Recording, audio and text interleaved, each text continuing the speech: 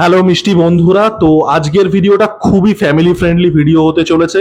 তো আমি প্রত্যেককে বলবো আপনারা ইয়ারফোন হেডসেট যা আছে প্লাগ ইন করে নিন। ওই রাজ্যশ্রী প্রোডাকশন সিনেমা বানাতো না 80s 90s-এ, অলোকনাথ ওখানে খুব ফ্যামিলি ফ্রেন্ডলি একটা বাপের রোল করতো, ওরকম I will be your mother fucking existential Aloknath today. তো আমি আজকে সকালবেলা সন্দীপ রেড্ডি ভাঙ্গা এবং দীপিকা পাড়ুকোনকে নিয়ে একটা ভিডিও বানিয়েছিলাম। Actually let me give you the full context. আমি গতকাল একটা পডকাস্ট করেছিলাম, যাদের সাথে করি, স্বর্ণজ্যোতি, প্রত্যয়, আকাশ, পিন্টু, জানেন, প্রীতিশ টিতিশ, সৌভিকদা, যাদের সাথে করি আর কি। তো ওখান থেকে আমি শুনলাম জিনিসটা, ঠিক আছে, আমি জানতাম না, কারণ আমি এরকম মাঝে সাঝে 3-4 দিন ব্ল্যাক আউট হয়ে যায়, ঠিক আছে, I literally disappear from the face of earth, তারপরে 3-4 দিন বাদে আবার রিসার্ফেস করি। এই জন্য আমি কিছুদিন ভিডিও বানাচ্ছিলাম না, আমি খবরও রাখি না গোটা পৃথিবীতে কি হচ্ছে, ঠিক আছে। তো এটা কয়েকদিন আগের কেস, আমি জানতাম না। গতকাল আমি পডকাস্টের পরে কথা হচ্ছিল, তো তখন জানলাম, তারপরে আমি আজকে সকালবেলা একটা ভিডিও বানালাম, ঠিক আছে। এইবার হচ্ছে সন্দীপ রেড্ডি ভাঙ্গার ফ্যানরা, দেখুন, আপনাকে যদি সন্দীপ রেড্ডি ভাঙ্গার ফ্যান হতে হয়, আপনাকে খুব বিশেষ রকমের একটা উদ্গান্ডু হতে হবে, ঠিক আছে, খুব বিশেষ রকমের একটা সেক্সুয়ালি ফ্রাস্ট্রেটেড উদ্গান্ডু, মানে এটা হচ্ছে উদ্গান্ডুর জি স্পট। আমি সেই ক্রেজি রিভিউর সময় বলেছিলাম না ইন্টেলেকচুয়াল জি স্পট, এটা হচ্ছে উদ্গান্ডুর G spot. You need to hit that mark to become a Sandeep Reddy Vanga fan. Animal আমার সিনেমা হিসেবে খুব খারাপ লাগেনি, same with Kabir Singh, but Sandeep Reddy ভাঙ্গার আপনাকে যদি ফ্যান হতে হয়, আপনাকে সেক্সুয়ালি ফ্রাস্ট্রেটেড চমনচোদ নিডল ডিক মাদারফাকার না হলে they can not be Sandeep Reddy Vanga fans. এই যে এই জিনিসটাকে মোড়ক দেয়া হচ্ছে না, যে এটা হচ্ছে ওই ফেমিনিস্ট ভার্সেস মেনিনি, Sandeep Reddy Vanga alpha male, Deepika Padukone toxic female, এগুলো কিচ্ছু না। এই কন্ট্রোভার্সিটা হচ্ছে সন্দীপ রেড্ডি ভাঙ্গার বালের ফ্যানদের, তাদের নিজেদের বান্টুর সাথে কনফ্লিক্ট। এদের এই বান্টুগুলো যেগুলো ইউজ হয় না, because they are so fucking irritating and they are so fucking retarded, they don't get laid. এবং এদের আনইউজড হওয়া বান্টুটা, এদের সাথে এদের নিজেদের যে দ্বন্দ্বটা, এটাই কন্ট্রোভার্সি। এটা ফেমিনিস্টিক মেমিনিস্টিক কোনো বিষয়ই না। এই সেক্সুয়ালি ফ্রাস্ট্রেটেড চোদনাগুলো মেয়েদের থেকে রিপ্লাই পায় না, এই সেক্সুয়ালি ফ্রাস্ট্রেটেড চোদনাগুলো দে ডোন্ট গেট লেড, মেয়েরা পাত্তা দেয় না, because they are so big of a fucking loser. এরা ঘরে বসে থাকে, এরা ঘরে বসে থেকে হেলায়, হিলিয়ে সেই বিয়েটা, বীর্যপাতটা লোকের কমেন্ট বক্সে করতে আসে। এদের যে আর্গুমেন্টটা, দীপিকা পাড়ুকোন গেহেরাইয়াতে কি বিকিনি, আমি গেহেরাইয়া দেখিনি, ইন্টিমেট সিন করেছিল, পাঠানে বিকিনি পরেছিল, তাহলে কেন আর কি দীপিকা পাড়ুকোন এই যে স্টেটমেন্টটা দিয়েছে যে she was uncomfortable with intimate scenes, সেটা কেন না বলবে? আরে বাঞ্চোদ মানুষ ইভলভ করে না? তুই চোদ না বলে, তুই 10 বছর বয়সেও তোর ওই পেন্সিল, ওই নটরাজের ছোট হয়ে যাওয়া পেন্সিলের সাইজের বান্টুটা পানু দেখে হেলাতিস বলে, এবং because you are a fucking loser, তুই জীবনে ইভলভ করিস নি। তুই 30 বছর বয়সেও তোর ওই নটরাজ পেন্সিল হিলাস বলে পানু দেখতে দেখতে, কারণ কেউ তোকে পাত্তা দেয় না, মানুষ ইভলভ করবে না। সে একটা সার্টেন কেরিয়ারের সার্টেন টাইমে একটা সার্টেন চয়েস করেছে বলে, তো সে সেটা করবে না? সে সেটা কোনো একটা সময় কেরিয়ারের করেছিল বলে, 1 বছর আগে, 2 বছর আগে, 5 বছর আগে করেছিল বলে তাকে সেটা করতেই হবে, সেটা বাধ্যতামূলক। তার কমফোর্ট জোনের ব্যাপার নেই, সে মানুষ হিসাবে চেঞ্জ হয় না, তার চয়েসেস চেঞ্জ হয় না। গেহরাইয়াতে দীপিকা পাড়ুকোন ইন্টিমেট সিন করেছিল, বাঞ্চোদ তোর মাকে গিয়ে জিজ্ঞাসা কর। দীপিকা পাড়ুকোন রিসেন্টলি মা হয়েছে। দে ফাকিং চেঞ্জ, পিপল চেঞ্জ, দেয়ার চয়েসেস চেঞ্জ। দীপিকা পাড়ুকোন পেছনে বিকিনি পরেছিলে, দীপিকা পাড়ুকোন গেহরাইয়াতে বিকিনি পরেছিল। আরে তুই চোদ না, আর তোকে কেউ পাত্তা দেয় না বলে ইউ ডোন্ট ফাকিং ইভলভ।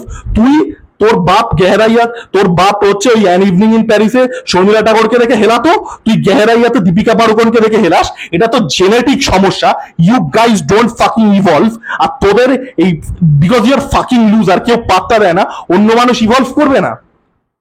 অন্য মানুষ দীপিকা পাড়ুকোন গেহরাইয়াতে বিকিনি পরেছিল, বাঞ্চোদ। এই এই একে তো এই রকমের সাবসেট অফ চোদন আছে। আর এক সাবসেট অফ চোদন, তারা হচ্ছে ইনফ্লুয়েন্সার চোদন। এই যে আমাদের বাংলা মুভি রিভিউ কমিউনিটিতে, মানে অনেস্টলি আমি বলছি, এদের না ভার্জিনিটি টেস্ট করা উচিত। কারণ আমার একটা থিওরি আছে যে if a man gets laid more often he is more stable, কারণ এই সেক্সুয়ালি ফ্রাস্ট্রেশনটা নেই, এবং তার যে সব থেকে বড় পুরুষের কনফ্লিক্ট, তার সাথে তার বান্টুর সেই কনফ্লিক্টটাও নেই। এই সেক্সুয়ালি ফ্রাস্ট্রেটেড চোদনাগুলো, এদের আমি ইতিহাসটা বলছি, দে আর ফাকিং লুজার্স অ্যাজ কিডস, ঠিক আছে? ওই ক্লাসে গিয়ে দেখবেন কিছু ছেলে পুলে জীবনে আপনি 10 বছর পড়লেও এদের নাম মনে রাখতে পারবেন না, দে আর ফাকিং দ্যাট।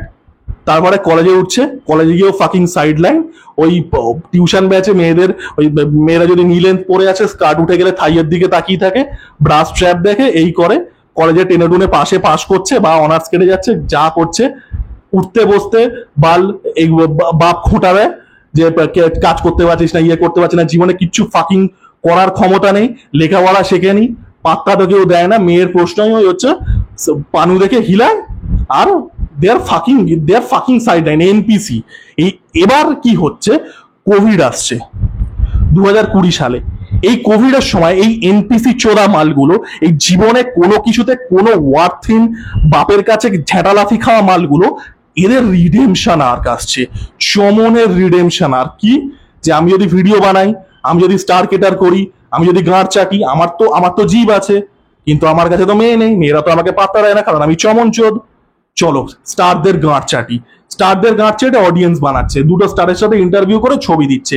এই তো চলো অঙ্কিতাকে মেসেজ করলে আগে অঙ্কিতা আমাকে বোকাচোদা বলে ভাগিয়ে দিত, এখন টলিউডের সেলিব্রিটিদের সাথে ছবি টবি দিচ্ছে, এখন তো আমাকে অঙ্কিতা বোকাচোদা বলে ভাগিয়ে দেয় না।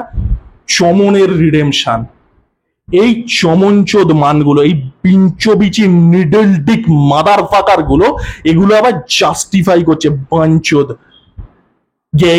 দীপিকে পেরিকিন বিপি তোর মাকে জিজ্ঞাসা কর বাঞ্চোদ। যত সব এদের জন্য না, এরা তো সিনেমার দন্তস্ব বোঝে না, এদের সাথে যদি আমাকে বসানো হয়, এরা সিনেমার বান্টু খুলে হাতে চলে আসবে, নিজের ওই আর্টিফিশিয়াল বান্টুটা, যেটার জন্যই মেন সমস্যাটা, সেটা তো খুলে হাতে চলে আসবে, এখানে এসে হাঁক দিয়ে আসে বাঞ্চুদ গুলো।